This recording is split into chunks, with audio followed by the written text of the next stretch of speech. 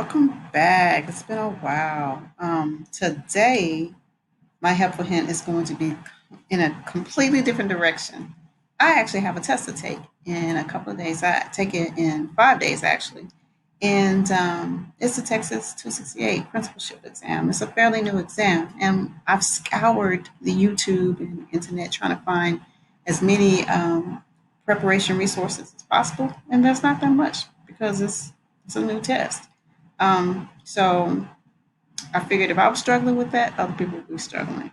So I wanted to share what I've done. I only have 5 more days, and I'm trying to get that last push in to get ready for it. So I'm gonna tell you what I'm doing within these next 5 days. Okay. So the better resources were the following. I actually have a book from Elena Wilmore. I had to get it for my class. It is Passing the Principal as an Instructional Leader book. And it kind of walks you off the ledge in a sense. It doesn't go deep into anything, but it tries to approach it from a calm your nerves kind of take. So it helps a little bit because it kind of focuses on key vocabulary and stuff, but it doesn't actually do a deep dive into the test. But it's one of the resources that I found a little bit helpful. The next thing is Pearson has on when you go to enroll for the test, you can actually go to their preparation materials. It's not a lot, but they have a downloadable free copy that you can. There's a free copy that you can download. We should give you a paper version of it. But remember, the test is online, so there's also a online version, but it costs $10. I did both of them. In addition to those two, I did another test. My campus for my grad classes, they actually received a released version of the test, and so they had us take that test. So I took a released version of the last test that they gave. Didn't do so hot, but it's been a lot of time since then. And then I actually found one YouTube video that was somewhat helpful. It was called 268 Principal Test Tips, and I think the woman's name was something Oliver. I want to give her credit for. I wrote it down somewhere. But I don't know what her name is, but that one was actually somewhat helpful. And in fact, her tips that I'm gonna kind of go over today. So if you put in 268 principal test tips, you'll be able to see the video yourself. It's not a long video, and it is very helpful. Okay, so let's do it. So this is just kind of like I'm gonna break this up in sections, but right now I'm just gonna go over the framework of what I kind of had to do initially. So I went and looked at the YouTube video that I just spoke about. What she did was she focused on the constructed response questions. There are four constructed response questions, and they cover only four domains. So this is how it goes. It's the first question it covers domain 2 and 3. Second question, domain 2. Third question. Oh, you know what? I did that wrong. Third question is also domain 2. It's not domain 3. So that's a typo right there, y'all. And then the fourth question is domain 1. And what she did was she told us how she approached studying for the constructive responses question. What she did was she actually got um, she took the practice test and she looked at the each one of these constructive response questions, and she looked at the sample um, exemplars that are back there. They have there's four different scores. You can receive a 4, a 3, a 2, and a 1. And she focused on the threes, and she looked at how they formatted their responses, and she focused on that. So what I did was I listened to her and I took notes, and I took it in a four square. Since it's four questions, I separate each question into a different domain, and whatever she spoke about specific to that particular question, I wrote it down. Like that's how I know the domains of each one of the questions. What she thought it was the main focus of each question, how she approached it. I just wrote those key things down. That's all I did.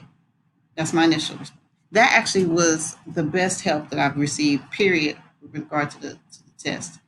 Even in my classes I've taken, because they haven't really helped me with that, with the actual application of the test. Okay, so the second thing I did was I went back to my book that I had been reading, and now I had a different lens. So because of what she was saying, I started focusing on a different aspect of the book. Now it became a little bit more useful. Instead of it just being theory and just fluff kind of words and stuff, I actually focused on the vocabulary that they use for each one of the domains. There are 6 domains here, and each one of them represent a certain skill set that a principal needs to have, and it has a bevy of vocabulary words that are typically associated with those domains. So I did that, and I put that in another graphic organizer. I love graphic organizers. It's a good way of um, kind of fine tuning your thoughts and structuring things and getting it where you can kind of store it. So not only do I teach that to my students, but I use it. I'm not a hypocrite. I use exactly what I teach to my students. So what I did was I created a graphic organizer that just kind of like the one last one I had. It specifies each section was a different domain, but what I did was I just put key vocabulary words there. So domain one, it was develop and nurture, culture, climate, vision, stakeholder, all these things that we will see associated with school culture or that domain. So I make sure that when I'm writing my responses and it's dealing with domain one, that these words need to go into my responses. And when I'm answering questions specific to domain one, that I'm answering questions with these words in them. I mean, I'm choosing choices that have these words because that's most likely going to indicate the right answer. Okay, so that's the second thing I did. Now, then what I did was I went back to the actual test. Went back to the paper test. And it's been a while since I took the paper test, so it was kind of brand new for me. Apparently, I forgot everything anyway. So I was just focused on the constructive response question. I did, there are 4 different questions, but I think I do better with domain one, so I want to hurry up and get that out of the way. So I went to question number 4, which is dealing with domain one. And once again, I use another graphic organizer. I looked at what the task they were asking me to do. They were asking me to identify the most pressing issue and justify it, create a multi-step plan, and then explain why this plan would be effective. So I created a graphic organizer that kind of gets my mind to go straight to those things. And so what I plan to do is once I see those tasks, when I take the test, I'm going to just create a graphic organizer like that. So I can kind of quickly put my thoughts down because the test is timed. And by the time I get to my construction responses questions, I may not be that far. I may not have that much time left. So I want to make sure that I get straight in, straight out. So that's what I did. I created this graphic organizer based on the questions that were being asked of me. And this focus is building campus culture. So then I answered the questions. I did my version of if I were taking this test, this is what I would how I would respond. So this is key. So the next thing I did was I looked at the Pearson's example responses of those who received a 3 and those who received a 4. 4 being the highest score you can receive. 3 being just you did good. You passed. And my strategy that I used to approach this was compare and contrast. I wanted to compare the example 3 to the example 4. So what's the difference between the 3 and the 4? What's the determining factor which is going to make me, that I need to add these features in order to get the highest score. So I did that first. And then I looked back at my answer and I compared my responses to first to the 3, and then I compared it to the 4. And I looked for um, similarities and differences. So I compared and contrasted. So this is, I know my handwriting is horrible, y'all. But here you see the format. I have the little graphic organizer. And the stuff that's in black is when I answered the question, that's what I wrote. And anything that you see in future, what I noticed was I was missing keywords like maybe segue words. Instead, I went straight to answering it, and I didn't do what you're taught in English, which is to restate the question. So I wrote that stuff in future. Um, it says immediate need. The immediate need should be reading instruction. This, whatever it is that I thought, I need to put those things in because that made their response sound very good. It's probably not necessary, but it will be helpful. But anything I noticed that, man, I missed that, I should have put that in. That's key information. I put in red. I rewrote it and put it in red. So you see three different colors here. And then what I did was I went back to my Wilmar notes. Remember, I created a graphic organizer with key vocabulary words. And I looked at that graphic organizer and compared it to what I wrote for specifically for domain one, and I tried to find, did I use the vocabulary that I need to use? What was missing? And I just kind of went about that. Now I didn't do it again because I just didn't feel like doing it again. I think that was I think I got a lot out of just that task. Instead of just going in and doing it again, the next step is that I went back to the actual um, structured response test questions, the multiple choice. You see, I took all those tests. I took the paper test, I took the online test, I took the test that was a release test from my university gave.